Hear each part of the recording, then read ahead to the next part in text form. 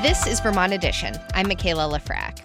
When I lived in Washington, D.C., I biked to work almost every single day. I was a morning edition producer at the public radio station there, and I'd bike in at like 5 a.m. every morning when there were almost no cars on the road. It was a glorious way to start my workday. I don't do that anymore, even though I still live in a city, Burlington. There are a couple reasons. There aren't bike lanes on my way to work. I have to drop off my kid at school, and I don't have a cargo bike. And to be totally honest, I don't know about biking in the cold, though my husband is much tougher than I am and regularly commutes through rain and snow and ice. Now, if you're thinking, Michaela, these sound like a bunch of excuses, well, you might be right. Today on the show, we are going to learn about efforts to increase bike commuting in our region. We'll hear about the gear you need and the infrastructure that can make bike commuting safer and more convenient. We'll also hear about an effort in Montpelier to develop a community bike share program. Bike commuting is no doubt easier when you're in a bit more of an urban setting. So we'll start our conversation today in Burlington, where the nonprofit Local Motion is based. Their mission is to make it safe, accessible, and fun for everyone to bike, walk, and roll in Vermont. Jonathan Weber is their program director. He's also a member of the Burlington Walk Bike Council. Jonathan, welcome. Thank you, Michaela. Happy to be here. And listeners, you can join our conversation as well. Do you bike to work? What makes that possible? And if you don't, but you've considered it, like I have, what would tip the scales for you? Give us a call at 800-639-2211 or send us an email to vermontedition@vermontpublic.org. So, Jonathan, I know Local Motion does work all around the state, but let's start right now in Burlington and in the surrounding Chittenden County area. If you had to describe the stage of development that this area's bike infrastructure is in, what would you say? We are definitely in the youth of our bike network development life cycle. And so what that means practically for people who are trying to bike commute is that we have a pretty disconnected network of bike infrastructure. And so it doesn't feel very safe for most people who want to get from A to B to do so on their bike. It's hard to figure out what routes to take because it's not obvious when you're out on the street. You don't just say, oh, there's a bike lane, there's a bike path, I can take that. You have to look at a map and try and figure it out, which adds another barrier. But there, you said youth, but it's not like it's a baby. Maybe we're talking like kid or preteen. I mean, we have this amazing bike path all along the lake and the causeway. Definitely not a baby. Maybe advancing towards our teenage years. I think one thing that you have to understand is that when you're trying to build a network, there's a big difference between a completed network and a network that's even 90% completed, right? Because people need to know that they can get from A to B on a really safe and connected route the whole way. And, if there's one intersection along the way that makes them feel like they're putting their life at risk, they're unlikely to give it a try. So even if it's just that 1% of their route that feels dangerous, that's enough to have somebody say, I'm not going to take this at all. For a lot of people. Yeah. There are people in the population like myself who are maybe more confident on a bike and they're willing to deal with those sketchier feeling pieces of infrastructure. But for those of us who want to see more people out on bikes, the majority of the population is really sensitive to dangerous situations when they're out on a bike. And so they're not going to start riding until they really feel safe and that they know that they have a safe route to get to where they need to go. I also want to clarify something here at the beginning of the show. Is right now we're talking primarily about bike commuting, which is a different bucket than, say, somebody who hops on their road bike and goes on a 50-mile ride on the weekend or is into mountain biking. There's two very different types of infrastructure and profiles here. Yes? Yeah, it's a really important distinction to make. And, we have a really strong recreational bicycling culture here in Vermont, both, as you said, mountain biking. I'm a mountain biker myself, as well as road bikers. And the big difference between people who are road biking for recreation and people who are biking for commuting is oftentimes when you're biking for recreation, you can get out on our, beautiful gravel roads or beautiful back roads where there's not a lot of traffic. Cars are often going slower. People aren't in a rush. You're not dealing with busy intersections. And because you're not trying to get to a specific destination that's usually on a busy road, right? But when you're trying to get to work, usually the places that we work, the places that we shop, those are in built-up areas where things are busier, there are more cars, the streets are more complex, there are intersections, and so it's a little more difficult to do.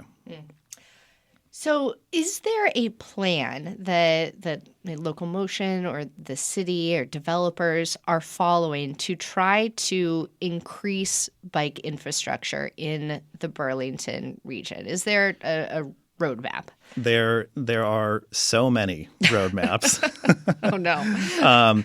Yeah. So, I mean, and planning is sort of this like nesting doll phenomenon that we have. Okay. And so, at the county level, we have the Chittenden County Active Transportation Plan, which lays out sort of at a high level where we as a county want to have our most comfortable, most important biking routes. And then we have plans at the municipal level. So Burlington has its own walk bike master plan that they're actually updating right now. South Burlington just finished an active transportation plan. Most of our municipalities, or a lot of our municipalities, have these sort of high-level plans that show the networks that they want to build. And then they have to do planning for each piece of that network. And so you wind up with a lot of plans. Some of them move forward, some of them don't. And what's going on with federal funding right now is sort of another element in the mix, because most of those plans are written with the expectation that we're going to get federal funding to accomplish these projects. Federal funding from what bucket or what agency? So here in Vermont, and the way that it works in the U.S. is that, the federal government sends federal transportation dollars to the states, and then the states allocate that to state projects and to local projects. And so specifically here in Vermont, we have two grant programs, the Bike and Pedestrian Grant Program and the Transportation Alternatives Program, which fund bike and pedestrian infrastructure. And then there are also, projects that happen just as a part of larger state construction projects. So they might add shoulders to a roadway. They might add a path along a roadway. And that's just coming out of sort of the transportation block grant usually that we get as a state. So to be clear here, you're saying that because of the cuts we're seeing at the federal level, it is likely that Vermont won't have as much funding to allocate for projects, infrastructure projects that could increase bike infrastructure in our region. It's too early to say that for sure, but there is, as with many things right now, so much uncertainty. So it seems like projects that have a grant agreement are moving forward. Projects that do not have that document yet are in question. And yeah, we just don't know exactly what's going to happen with transportation funding in the coming years. So for the Burlington region, if Burlington were to decide, it sounds like it sort of has already decided that increasing bike commuting is a good thing, some type of priority, maybe not number one priority, but something they want to focus on. What are the types of projects that could help that come about? Are we talking specifically about separated bike lanes here? So what I was saying earlier about, that large percentage of the population that really needs the really comfortable infrastructure to ride on, sort of the general public, that's what they want, is protected bike infrastructure. It's what we call low stress bike infrastructure. And so when you look at our busier roads, so Shelburne Road or Williston Road or Main Street in Burlington, the kind of infrastructure that it will take for people to get out and ride bikes on those roads is really, infrastructure that has some kind of physical barrier between the bike lane or the bike path and the cars. And Local Motion is a statewide organization, and they offer assistance to communities outside of Chittenden County that want to better their bike infrastructure. Are you working with any communities right now to do just that? Yeah, definitely. I mean, we always partner with a local group, whether that's a municipal committee or an informal advocacy group, to work in towns throughout the state. And so we have over 20 active walk bike groups in most of the larger cities and towns throughout Vermont. And so we provide regular assistance to those groups to help them understand how to navigate the planning process and how to navigate this rather complex way we've set up of building infrastructure here in the U.S. One question I have about that is how exactly you go about addressing community demand when demand might be low at the onset outside of a group of like bike advocates, for example, because there is no bike infrastructure. And it's hard for people to imagine what it could be like to bike to work if they currently live in a place where there's no bike lanes. And the thought of getting on your bike to get your job or school is just kind of crazy. Yeah, the incredible thing is, even since I started at Local Motion, I've seen a really big shift in how people think about bike infrastructure and even how people think about the built environment. Things I think are really changing, and people recognize that they want to have a nice place to live. And part of that is being able to walk comfortably, being able to bike comfortably, and not feeling like the second that you step outside of your house, you're being like assaulted by cars. And so there is a lot of demand for this kind of thing, even in places where there isn't infrastructure to begin with. So that's part of it. The other part is that there's a lot of infrastructure that we can build at a pretty low cost by repurposing extra space that's already on our streets. And so what that looks like usually is narrowing a travel lane to stripe a bike lane, or maybe on a street where there's parking on both sides of the street, consolidating that parking onto one side so you can have bike lanes on the street.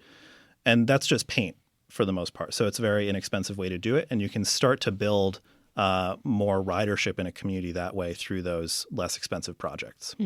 Are you working with any communities that would consider themselves to be rural or very small towns? It's kind of easier to imagine what bike infrastructure would look like in Burlington, South Burlington, Colchester, places that are connected by roads already. But what about in a small town?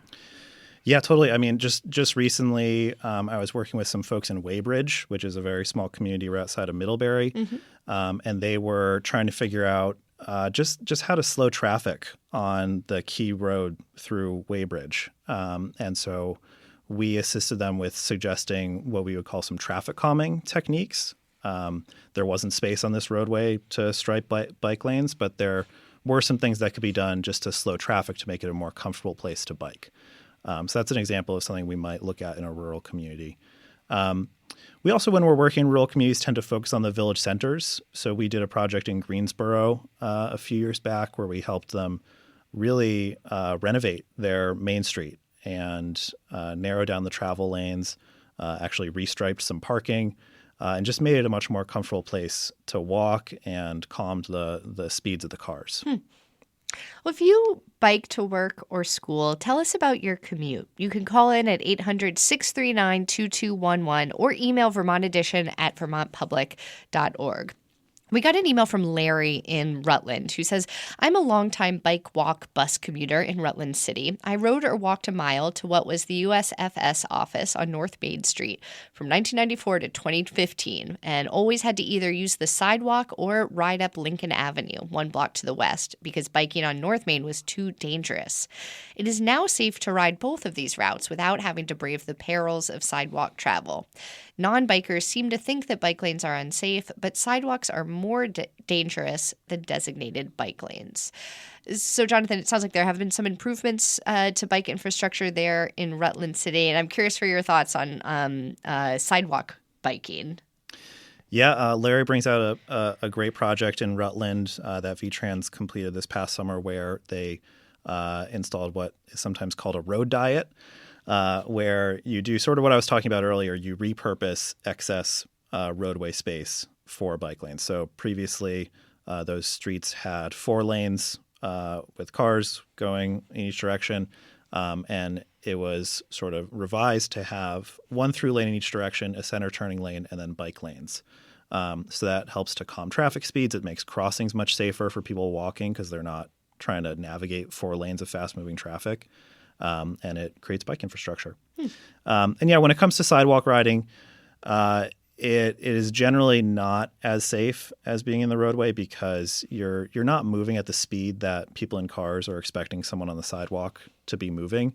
And they're just generally not looking for people on bikes on the sidewalk. So it's much safer to be on the street or on that dedicated bike infrastructure if there is some. And Jonathan, you are on the Burlington Walk Bike Council. Could you tell us a little bit about what that is and maybe one project they're working on that you're excited or hopeful about? Yeah, so the Burlington Walk Bike Council is an advisory council to Burlington's Department of Public Works. And we've done a few projects with them in the past few years.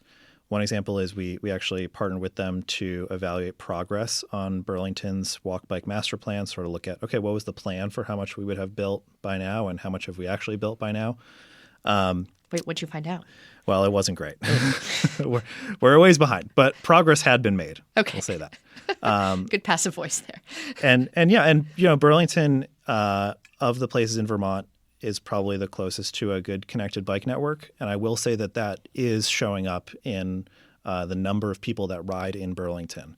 So just when we look at the commute to work mode share, which is obviously only a slice of the people that bike, Burlington is around 5%, which is about 5 times higher than the rest of the state on average. And that's actually doubled since 2010. So you can see the work that Burlington's doing to build out this infrastructure actually having the intended result.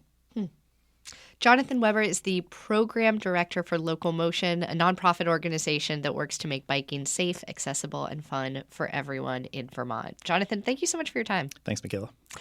Coming up, we're going to hear about a plan in Montpelier for a community bike share, different from a bike share run by a startup or a corporation. Have you ever commuted by bike share? What worked about it and what were the challenges? You can tell us about it by calling 800-639-2211 or emailing vermontedition@vermontpublic.org. We'll be back in just a minute. Stay with us. Welcome back to Vermont Edition. I'm Michaela Lefrak. Today on the show, we are discussing bike commuting, separate from recreational road or mountain biking, and local efforts to get more Vermonters biking to work or school. Our next guest has a dream for a community-owned bike share in the state capital, Montpelier.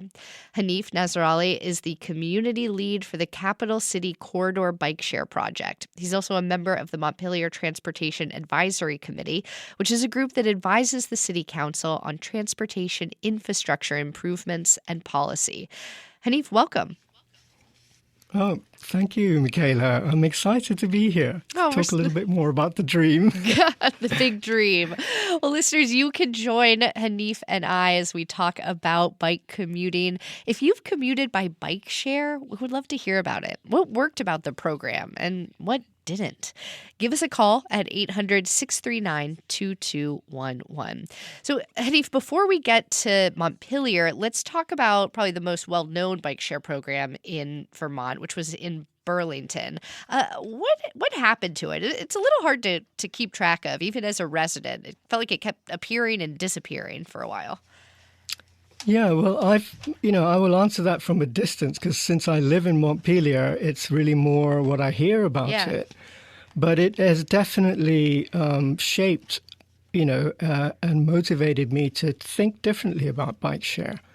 And I'll start with saying that my understanding of that scheme that was, developed and designed thanks to a lot of collaboration and coming together, the 3 municipalities in the Burlington area, together with University of Vermont and Medical Center and Champlain College. So there were a lot of people that were obviously interested in making a bike share program, designing it and making it available. But if you think about those partners, and they were facilitated or brought together through CATMA, which is the advantage that Chittenden has, the Chittenden Area Transport Management Authority. So they were able to come together and design a bike share program. What they've catered for was their constituents. And so the program that emerged was a program that was subsidized by their sponsors at UVM, Champlain College, and to a certain extent by the municipalities. And the route that they took was to a turnkey model, meaning that the schemes that you described yourself, Michaela, in D.C., in New York City, in the greater Boston area, an experienced bike share program provider comes in, brings in 250 bikes, sets up the locations, the bike stations. In the case of Burlington, it was these dockless bike stations, so they weren't actually locked into a infrastructure on the side of the road. They were sort of geo-fenced. Mm-hmm. So this system in Burlington was really pretty much replicating what was successful in your big cities. Mm. And what we saw happening in Burlington, where it's probably their first experience of working with a much less densely populated area, and without the unmet demand from a large number of bike share program subscribers. So what you saw there was a very limited uptake. There was partly because of the charges for a scheme like that. If you didn't have a subsidized membership, you're paying 50 cents per minute for the use of a bike. Now that's fine for visitors to Burlington who really want to take a nice drive down that beautiful path along the waterfront. But for somebody who's thinking about commuting that isn't already subsidized, that's not really going to be very feasible, not very realistic. And I imagine there were some pretty significant seasonal changes to usage as well that could have affected profits. So limited success of the bike share programs in Burlington. But here you are saying we can do it in Montpelier, a smaller place, if we change the model up a bit. What's your vision for the community bike share in Montpelier? Yeah, well, there's a lot of learning from Burlington. And one of the other things that I didn't mention was that bringing in a provider, a corporate, turnkey model and a provider from the outside was also competing with local bike shops and even local motion because the new provider exactly took away the viable rentals along the waterfront. And so not only, was a limited uptake, the uptake was also displacing what was actually sustainable, rentals along the waterfront there. So learning from that, the model and the way that we would see doing it differently and actually putting forward a model that is actually much more appropriate for Vermont is a sort of a bottom-up community-based approach, working with our local bike shops and working with community partners to build up interest and the same sort of support and sponsorship for a program. So, I guess at the outset, we have a vision which obviously shouldn't be set in stone, and that's to have a sustainable program, that's supported by the local institutions and bike shops. But if you think about the lackings of the Burlington program, we would really want to be serving the whole broad range of travel needs. Now, we started off talking about bike commuting, mm-hmm. but there are multiple uses, there are multiple travel needs, and they're also a very diverse group. From my experience with an e-bike lending library, where we were, you were giving bikes out free of charge for a week for households to really work out how a bike fits into their lifestyle, over the period of a week. And really the interest was, including parents of small children who would love to have a cargo bike, which we did have in the library, in order to drop kids off and maybe also pick up some shopping on the way home. So their busy lives were served quite well.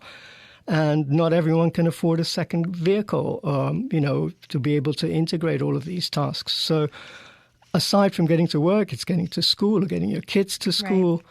And we had we have a diverse diverse profile of bike users, as you mentioned before. Right. It's not just about mountain biking. It's not just about commuting to work. Hanif, we've gotten a couple yeah. emails that I'd like to share. Yep. These are folks who it sounds like are doing slightly longer bike commutes. We got one from Barbara in Rockingham who says that they try to bike to work in Windsor twice a week if possible. It's 20 miles each way and takes me an hour and 40 minutes one way during normal weather, but 2 hours in winter with my bike's studded snow tires.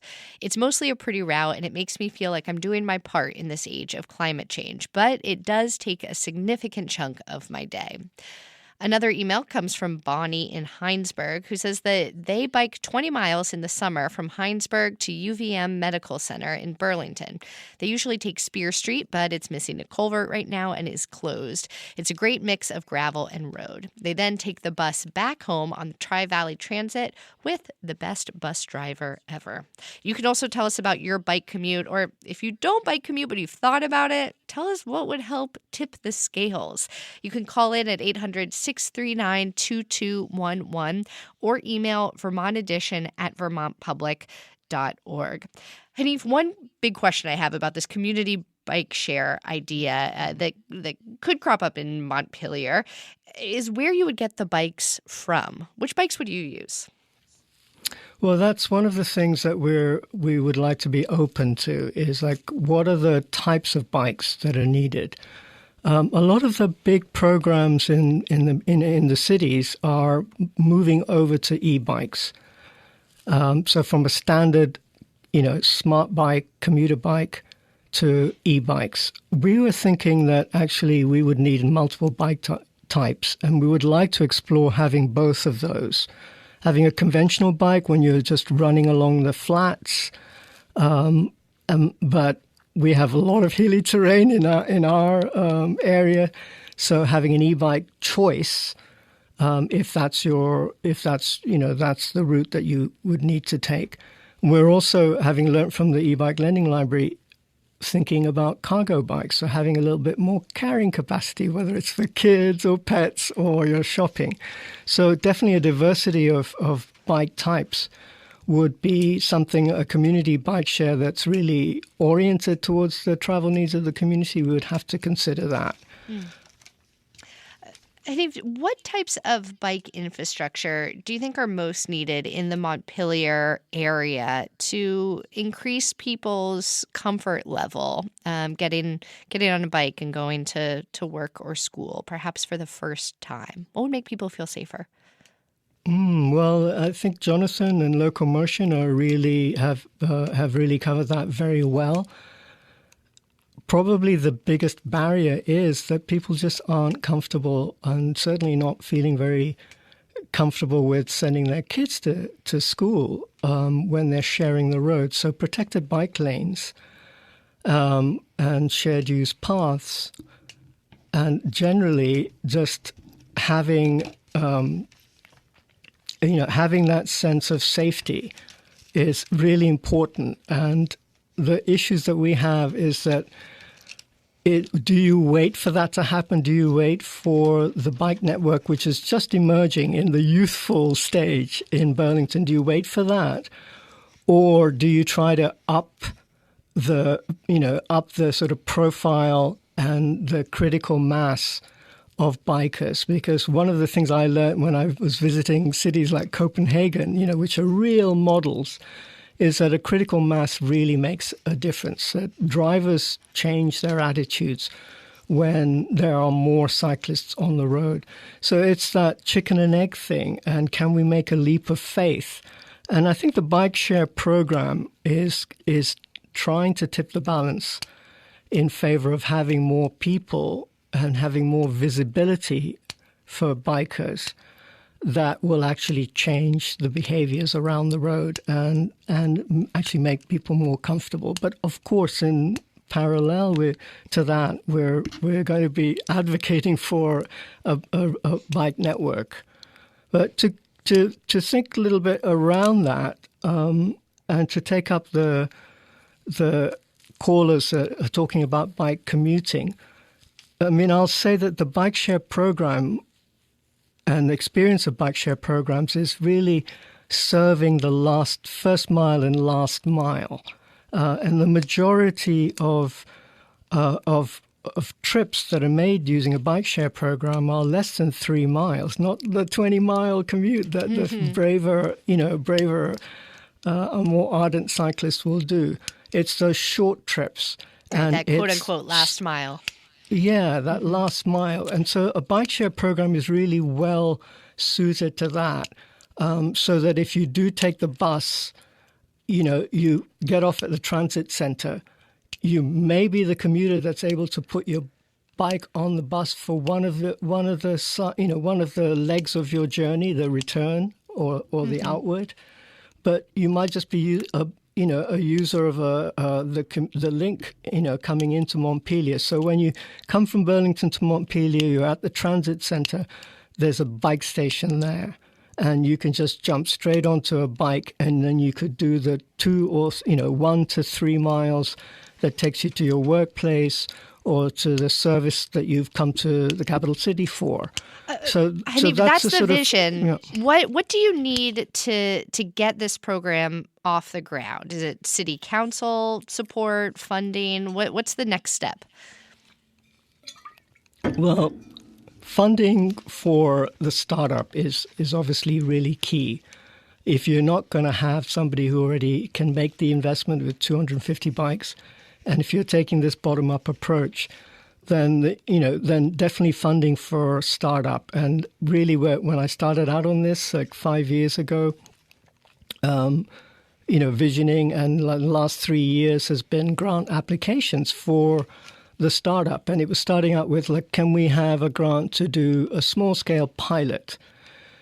Unfortunately, there isn't really the leap of faith that people can make to fund something like that. I'm not really sure if that's really going to work.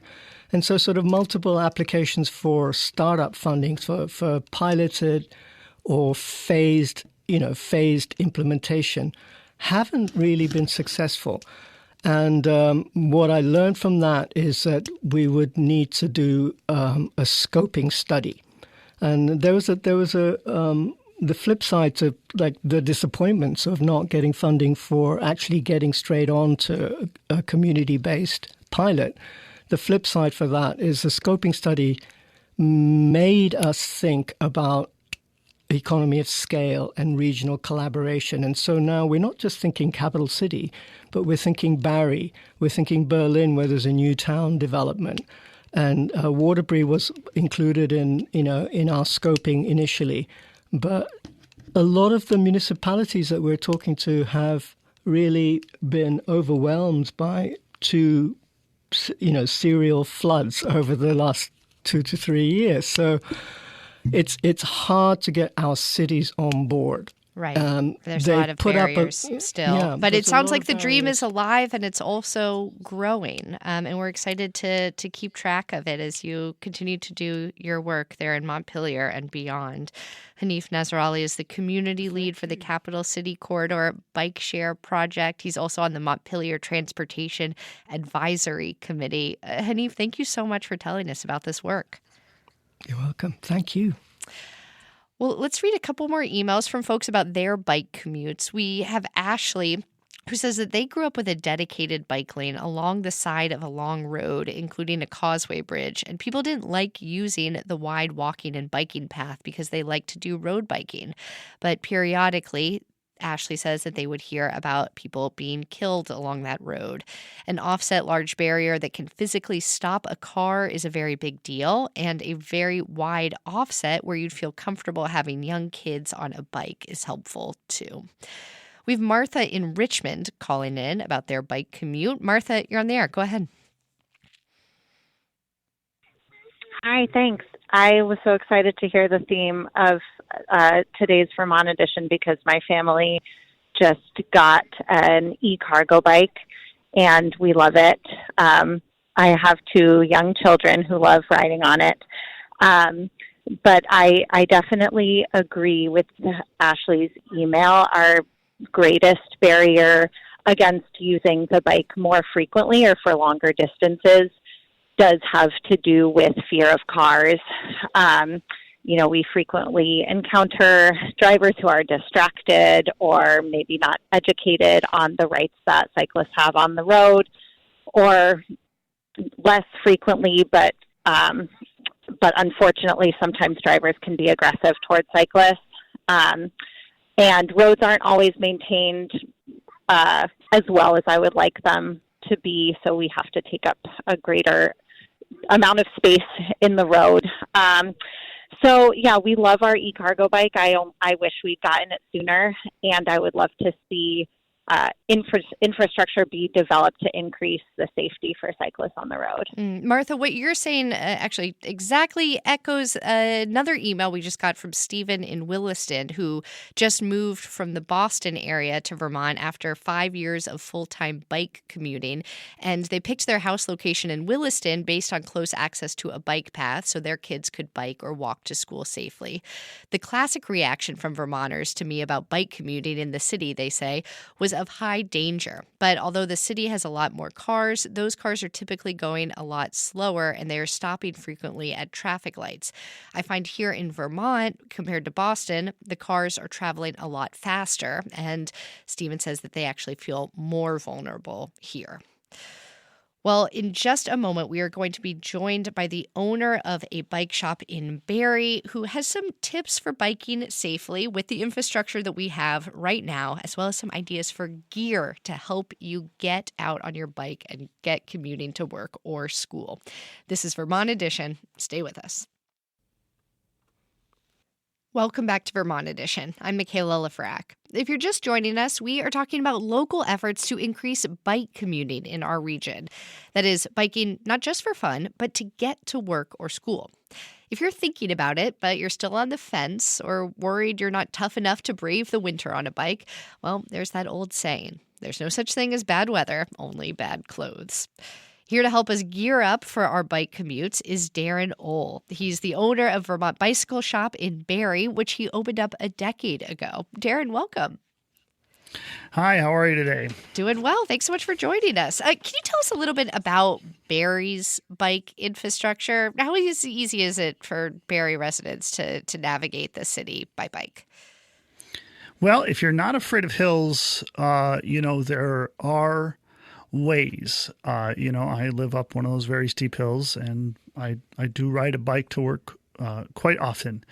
The infrastructure, though, like most places in Vermont, is a little lacking. We could have more infrastructure. We definitely could have better infrastructure, and we could have more focus towards walkability and bicycle use for sure. It's not something that I think detracts me from cycling, because we are, in a nutshell, a pretty small community that has lots of alternative routes to use. So we definitely at the bike shop talk about safe route methodology over infrastructure to get where we need to go and to successfully participate in bike commuting and bike use in our city. So safe route methodology, that means figuring out a route within the existing infrastructure that feels safest. Yeah, absolutely. And it's important to when we have these situations, like to help the other methods that exist to create cycling and walking infrastructure to participate this way. When we engage these use types ahead of time, we can really have a positive effect on our community, because what we're doing there is we're establishing these methods for people who might feel intimidation, people who might they'll other the cyclist rather than try to join us. And we're really interested in getting those people to join us. And so it's a good way to get those people involved and get them happy about commuting and just generally enjoy a little more quality of life that bicycling can bring. Well, let's take a call. We have Kip calling in from Montpelier. Kip, you're on the air. Go ahead. Hi, thanks for taking my call. Sure. What are your thoughts on the conversation? Yeah. We work with Hanif on the bike share program at our bike shop in Montpelier here, and the pilot program was great. Getting people out on cargo bikes, and I 100% agree. The infrastructure is lacking, And it's kind of a chicken or the egg question. Is there a groundswell of support from cyclists, or is there some kind of a strong community, possibly city council or government-based approach to saying this is something we value and we're going to help create this? Because we have a pretty small core downtown, but all we have are some sharrows, which have mostly been washed away by the flood. And there's a ton of kids that bike to our high school, middle school, and elementary school, but there needs to be a better infrastructure here. And a sharrow, for those who aren't familiar, is a shared lane marking, which basically indicates that a road is a preferred bicycle route. Kip, thanks for calling in and telling us about what's going on there in Montpelier. And I'm curious, Darren, if you agree with what Kip's saying about like the gap in demand for a bike share program. Do you think that one might work in Barrie? Absolutely. Any of these tools that we have to create this use that exists. We all at some point in our lives want to ride bicycles. That's just all of us for the most part, that are able to.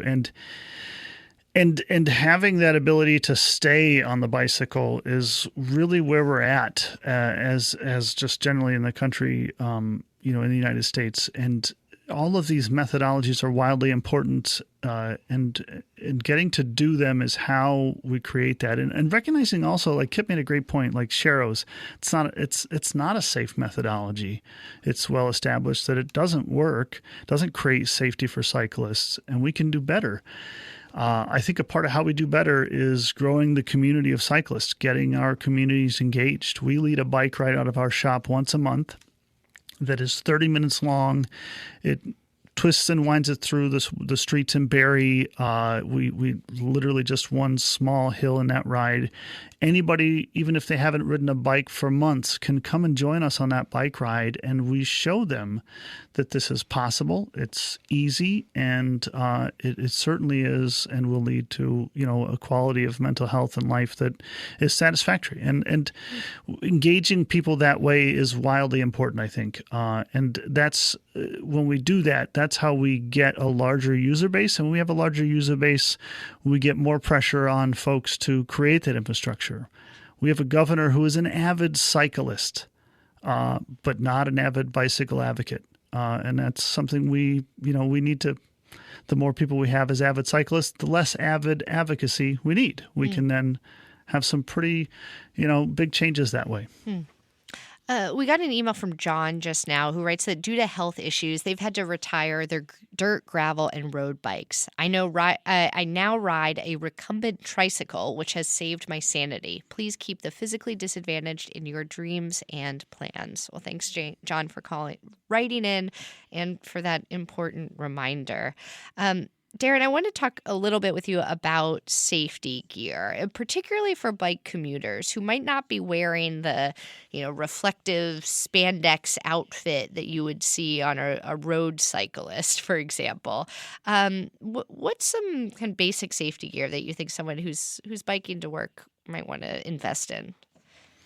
Well, the best safety gear is the gear you are happy and it's easy for you to use and maintain. So, we can talk about reflective vests that light up. We can talk about lights on your bike, and all those are really important things. But more importantly is how easy is it for you to use those things, and how easy is it for you to maintain those things? At the shop, we like to call ourselves big safety nerds. So everything we have, like we don't just have a reflective vest, but our reflective vests, it's a DOT-rated reflectivity. There's some sort of certification in the processes for what we sell and carry because that stuff is important to us, the safety of it, right?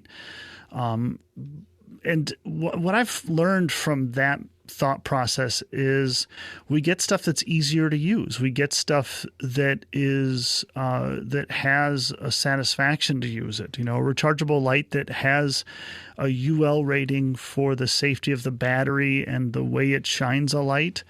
then makes for a better product all around. That's, the battery doesn't wear out quickly, or, we don't turn that light on just to find it dead surprisingly one day because it sat for a week.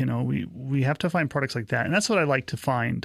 So if I had that advice for anybody, it's simply going to come down to finding those things that are easy for you to use and that are something that makes it a pleasure to use. Whether it's a vest, a light, a bicycle that's easy and safe to use, those things are super important. And for those of us who turn into little icicles when we try to go outside in the winter, I'm thinking specifically of hands here. My fingers get so cold when I try to bike in the winter. Do you have a recommendation for somebody who's doing a bike commute to keep their hands from freezing off? Absolutely. I have two things I love. One is there's a pogey mitt that slides over my handlebars, and it's basically allows me to insert my hands into this covered piece. It's a cover that blocks wind and cold weather, and the ones we have that are waterproof or water resistant. I love those because I can wear whatever glove or mitten I want inside of them and my hands will be warm. I don't have to relegate myself to something being hyper-focused for the intended use. I can, like if I have a glove that I like because the way it looks and I want to wear it that day, I can wear it because of those pogey pieces over my gloves. And the second thing I love is a good pair of mittens. And I've built my winter commuter bike around my ability to wear mittens inside of those pogies to use it. And I love it.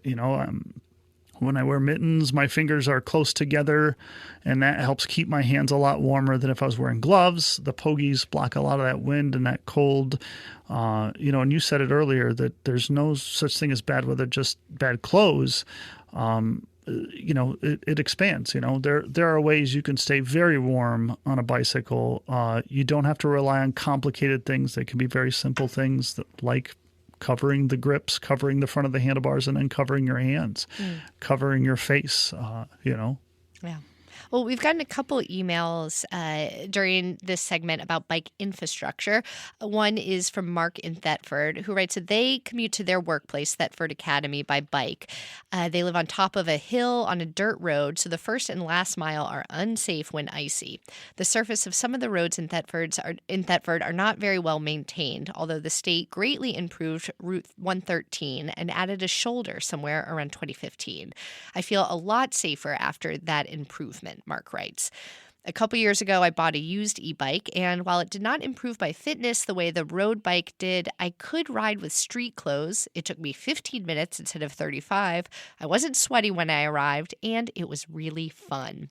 And then Jim in Barrie says, it's great to hear Darren on the radio. He provides great support to Barrie bikers.